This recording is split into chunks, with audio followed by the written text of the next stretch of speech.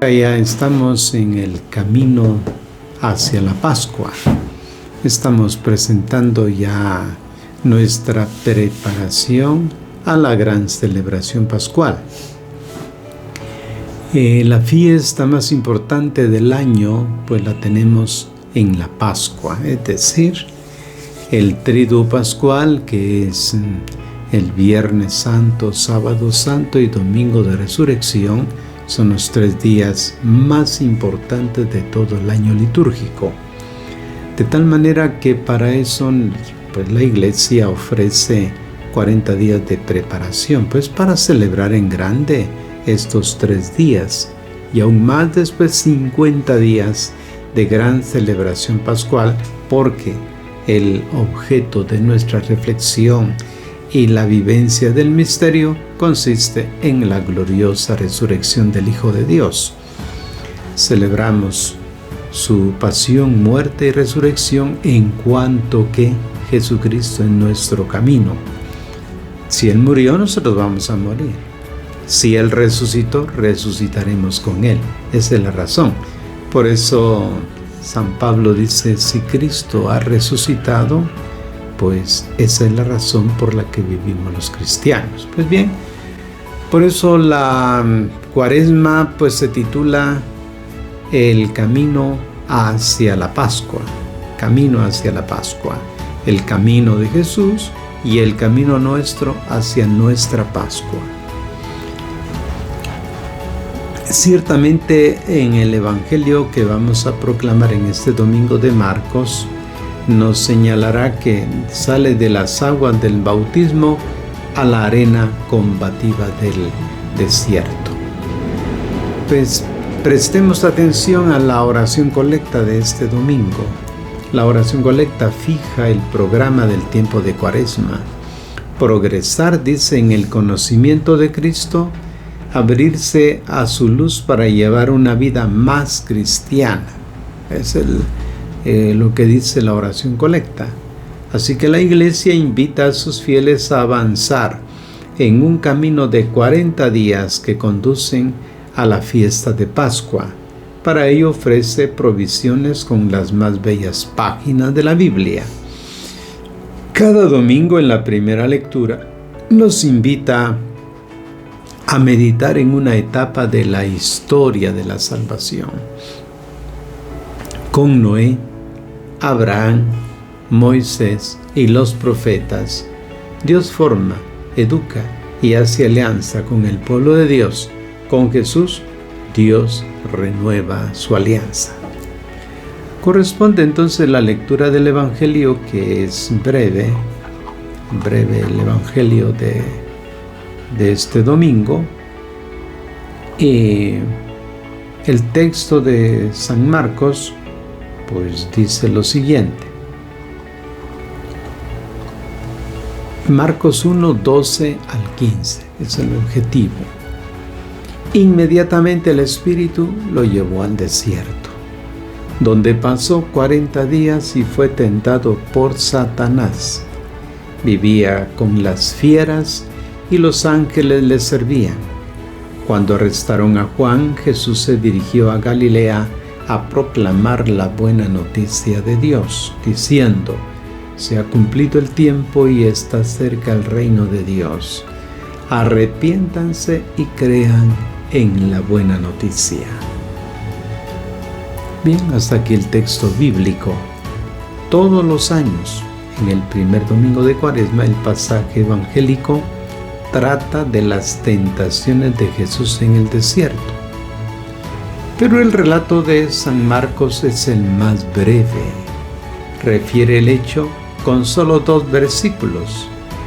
Frente a estas pocas líneas, algunos predicadores se encuentran con la dificultad de componer una homilía, por lo que recurren a las 3 tentaciones referidas por San Mateo y San Lucas. Mejor evitar pues recurrir a esto, sino fijarnos en la riqueza que nos ofrece estos 2 versículos. Primero, notemos. El Evangelio según San Marcos ha presentado el bautismo. En el bautismo, Dios Padre ha presentado a su Hijo. Este es mi Hijo bien amado, dice, al salir del bautismo. Ha sido presentado. Ahora es el Espíritu de Dios, dice, el que lo va a empujar al desierto. Es el Espíritu quien, después de haberse posado sobre Jesús en forma de paloma, pues lo empuja al desierto. Si tentar, por ejemplo, equivale a incitar al mal, el Espíritu no le habría hecho ningún favor a Jesús. En la oración del Padre Nuestro pedimos a Dios que no nos deje caer en la tentación. Y sin embargo, en la Biblia se afirma frecuentemente que Dios pone a prueba a los elegidos, no a los malvados. Hay tentaciones, en efecto, que no instigan al mal. Son situaciones con las que también el hombre justo tiene que enfrentarse. Son los momentos en que nos vemos obligados a tomar decisiones y que constituyen pues ocasiones propicias para hacer más sólida y convencida la fe. Quien quiere crecer, mejorar, purificarse, reforzar la propia adhesión a Dios, no puede estar exento de estas pruebas. Ni siquiera Jesús se libró de ellas, y es precisamente esto lo que le hace más cercano, lo coloca a nuestro lado, porque también Él, como nosotros, ha sido probado en todo excepto en el pecado. ¿Por qué el evangelista coloca la prueba de Jesús en el desierto? ¿Qué representa pues este lugar? Digámoslo de una vez. No hay duda de que Jesús, como el Bautista, como muchos otros ascetas de su tiempo, ha debido transcurrir algún periodo de su vida en soledad, meditando y orando, quizás en alguna gruta de la región árida y desolada que se extiende alrededor del Mar Muerto. Entonces nos preguntamos, ¿ha querido San Marcos restringir el tiempo en que Jesús ha sido tentado, reduciéndolo a la duración de esta breve experiencia en algún lugar solitario? No es posible. Esto no solo contradiría la afirmación antes citada de la carta a los Hebreos, sino que convertiría a Jesús en un extraño, en uno que ha sido eximido de nuestras dificultades, que ha gozado de privilegios a quien apenas le han rozado, ni siquiera esto, las angustias y las dudas que nos acompañan a nosotros a lo largo de la vida. Un Jesús así no nos interesaría más. El número 40 aclara de modo irrefutable la intención del evangelista. En la simbología bíblica indica toda una generación, con particular referencia a aquella que atravesó el desierto, fue tentada por el desierto y murió en el desierto. Toda la vida de Jesús está por consiguiente representada en estos 40 días transcurridos en el desierto. La prueba le ha acompañado a lo largo de toda su vida. En el desierto ha entrado inmediatamente después del bautismo recibido a manos de Juan. Ha iniciado su éxodo.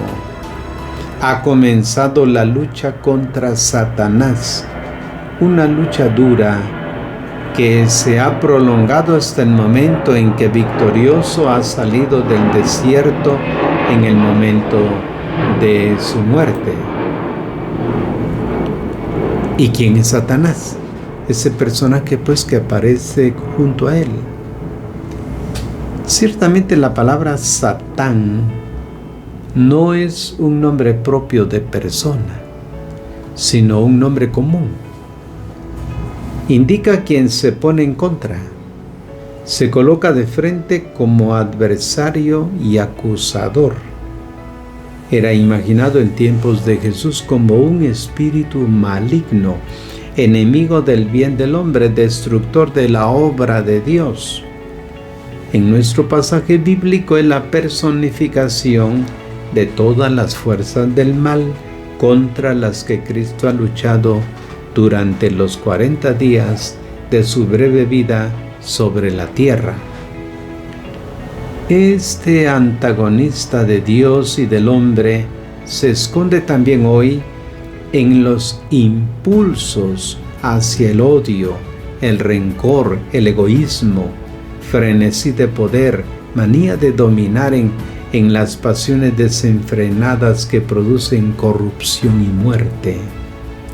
Son estos los Satanás contra los que todo hombre, como ha hecho Jesús, está llamado a enfrentarse no con prácticas de exorcismos, sino con la fuerza del Espíritu que actúa en las palabras del Evangelio y en los sacramentos. Es a través de esta lucha interior que nos viene ofrecida la oportunidad de madurar y de crecer hasta que todos alcancemos el estado del hombre perfecto y la madurez de la plenitud en Cristo, tal como lo dice Efesios 4:13. En su relato de claro valor simbólico, el evangelista introduce otros dos personajes, las fieras y los ángeles, que nótese bien, no entran en escena para servir a Jesús al final de los 40 días, sino que están a su lado durante toda su permanencia en el desierto. Entonces, ¿a quién representa?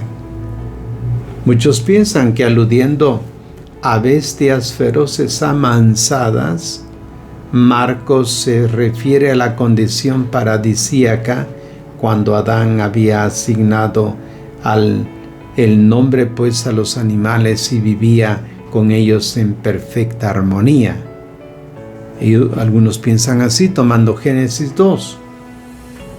Con el inicio de su vida pública, Jesús habría comenzado a instaurar en el mundo la paz universal y nuevas relaciones con la naturaleza y con los animales.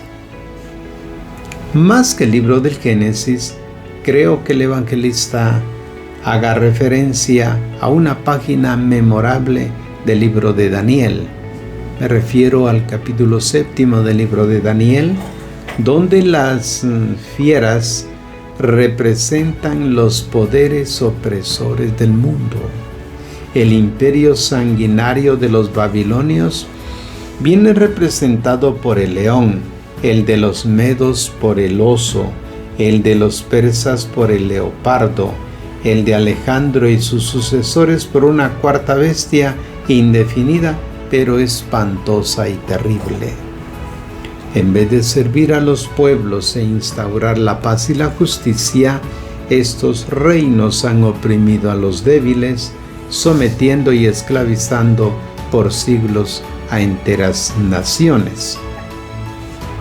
Si es esta, como pienso, la referencia apuntada por Marcos, entonces las fieras con las que se confronta Jesús durante toda su vida son los dominadores de este mundo, los detentores del poder político, económico y religioso. En el contexto de la vida de Cristo serían saduceos, el Sanedrín y los sumos sacerdotes, los guías espirituales, los escribas. Como dice, que con pretexto de largas oraciones devoran los bienes de las viudas, como lo dirá Marcos en 12:40. Son aquellos que predican un Dios justiciero y enemigo de los pecadores, como serían los fariseos. Jesús ha luchado para defender al hombre, para liberarlos de las garras de las instituciones que en vez de servir, pues tiranizan al pueblo. El evangelista quiere poner en guardia a los discípulos que tendrán que lidiar con las mismas bestias. Los poderes económicos que explotan y obligan a vivir en la miseria pueblos enteros. Las ideologías insensatas que inducen a cometer locuras y crímenes. Los fanatismos, los fundamentalismos religiosos, el racismo. También los ángeles, como las fieras, vienen identificados por sus referencias bíblicas. El término ángel no designa necesariamente un ser espiritual como es creencia común. Indica todo mediador de la salvación de Dios y se aplica a quien se convierta en instrumento en las manos de Dios a favor del hombre. Por ejemplo, Moisés, que ha guiado a Israel en el desierto, es llamado ángel. Éxodo 23:20. El Bautista viene presentado por Marcos como un ángel. Marcos 1:2. Ángeles del Señor son todos aquellos que colaboran con el plan de Dios, que se desempeñan en llevar adelante el mundo nuevo iniciado por Cristo. Durante sus 40 días Jesús se ha encontrado con fieras, pero también muchos ángeles en su camino. Ángeles que le han cuidado, como sus padres, las mujeres que lo han asistido durante toda su vida pública, los que han compartido con él los valores que propuso, lo mismo que sus elecciones, los que se han puesto a su lado, que lo han servido colaborando en su obra de salvación. Son muchos también hoy pues los ángeles que en su providencia el Señor hace aparecer especialmente en momentos difíciles junto a cada discípulo suyo. En la segunda parte del pasaje bíblico, Marcos indica el lugar donde Jesús ha comenzado su anuncio, es Galilea. Después ofrece pues una síntesis de su mensaje. Se ha cumplido el tiempo y el reino está cerca, arrepiéntanse y crean en el Evangelio. El lugar escogido para inaugurar la misión reviste un significado teológico.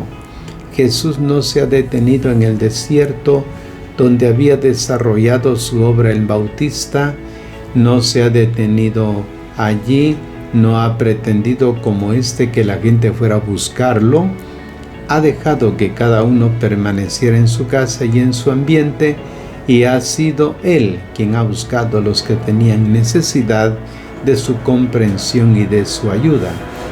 No se ha dirigido pues a Jerusalén, sino a Galilea, el reino de Dios, pues que anuncia cuántas emociones suscitaba a los israelitas la llegada del reino. Por eso la invitación de Jesús es a que la gente cambie de mentalidad. Por eso dice, conviértanse. La palabra metanoia, que es cambio de mentalidad. No es simplemente dejar una vida de pecado, una cuestión moral, sino es obligar a nuestra mente a centrarnos en la persona de Cristo y hacer de Él nuestro propio camino, verdad y vida, como lo es Cristo. Así que por ahí vamos meditando para este próximo domingo y preparémonos pues porque son varias semanas, 6 semanas que vamos a ir trabajando sobre la conversión personal. Gracias pues por su atención.